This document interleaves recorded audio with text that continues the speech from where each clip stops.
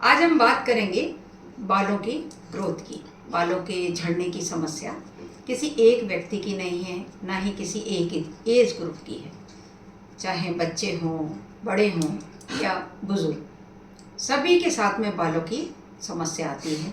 बाल झड़ने लगते हैं, टूट जाते हैं। कई किसी किसी के बाल बिल्कुल गंजापन आ जाता है।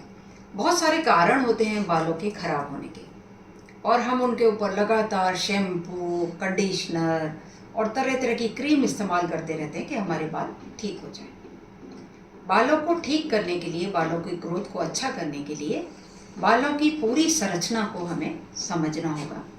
हमारे बाल एक्चुअली प्रोटीन के बने हुए होते हैं और वो सजीव में नहीं आते हैं, निर्जीव हैं।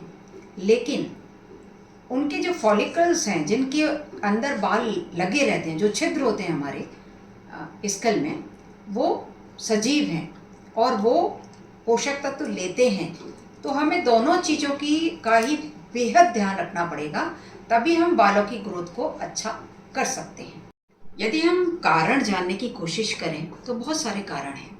हम नंबर से लेते हैं जो मेन कारण है बालों के ग्रोथ को प्रभावित करने वाले। उसमें सबसे पहला कारण है हार्मोन्स।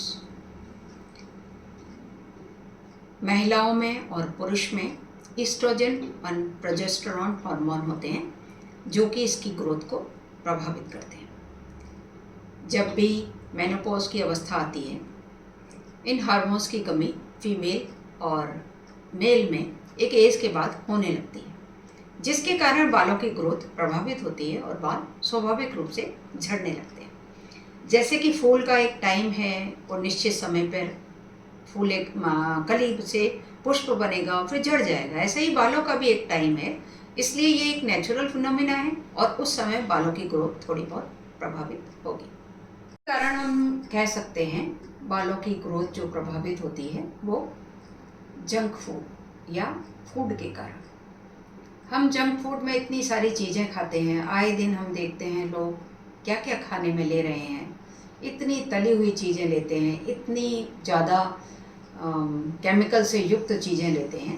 ये जंक फूड हमारी हेल्थ को प्रभावित करते हैं, हमारी पूरी हेल्थ को प्रभावित करते हैं, जिसके कारण क्या होता है, हमारी बॉडी में विटामिन मिनरल से रिलेटेड डेफिशिएंसी हो जाती है। और ये डेफिशिएंसी प्रॉब्लम केवल हमारी शारीरिक ग्रोथ को प्रभावित नहीं करती, हमारे हेयर्स की ग्रोथ को भी प्रभावित करती है।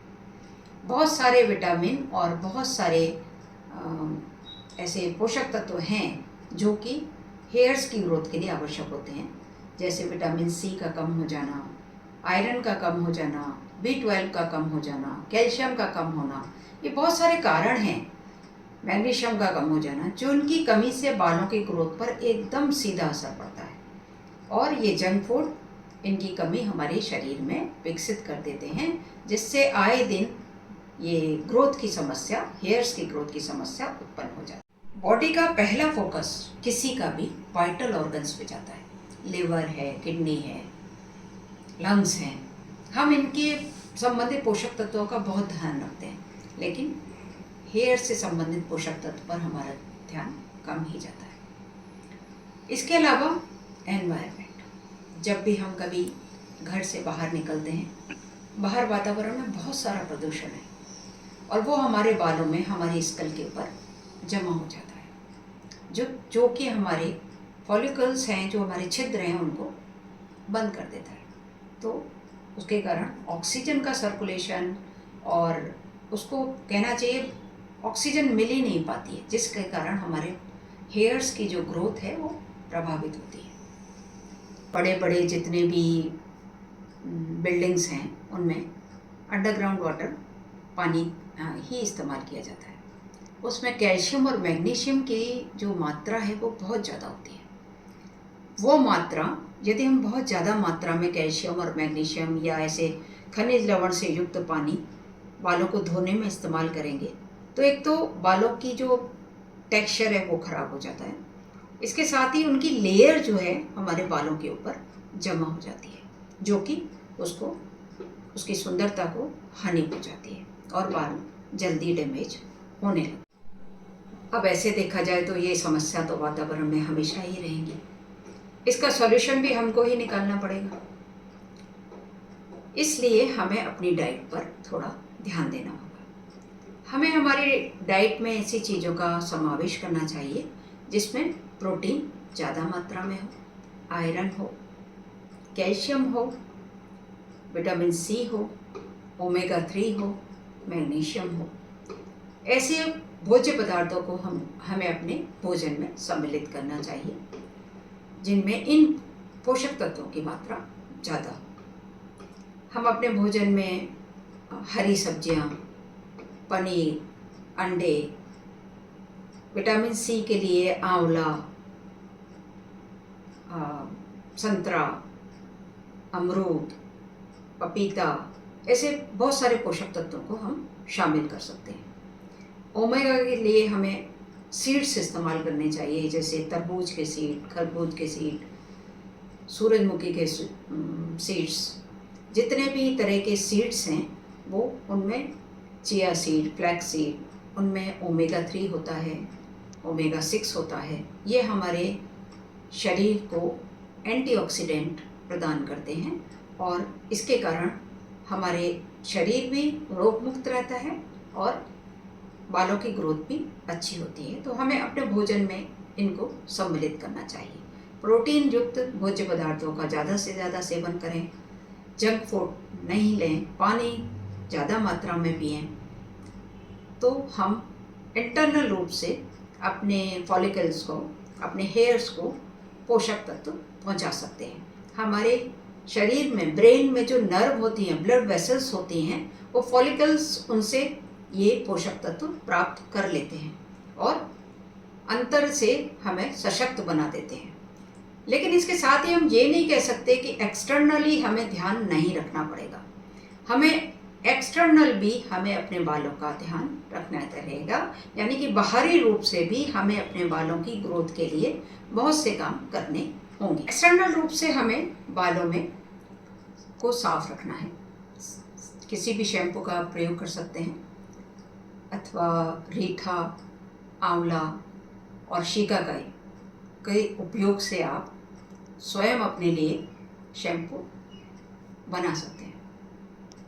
इनमें सेफोनन्स प्राकृतिक पदार्थ है जिसके कारण शिकाकाई में झाग आ जाते हैं और बाल आराम से साफ हो जाते हैं। इसके अलावा मेथी, दही, चावल और मीठा नीम के पत्ते, इनको मिलाकर हम अच्छी तरह से बालों में लगाएं और हल्के हाथ से स्कल को साफ करते हुए हम आराम से धो सकते हैं। इससे रासायनिक पदार्थों से होने वाले जो स्कल को जो नुकसान होता है वो नहीं होगा और फॉलिकल्स क्लियर रहेंगे और आसानी के साथ में ऑक्सीजन का आदान प्रदान हो पाएगा।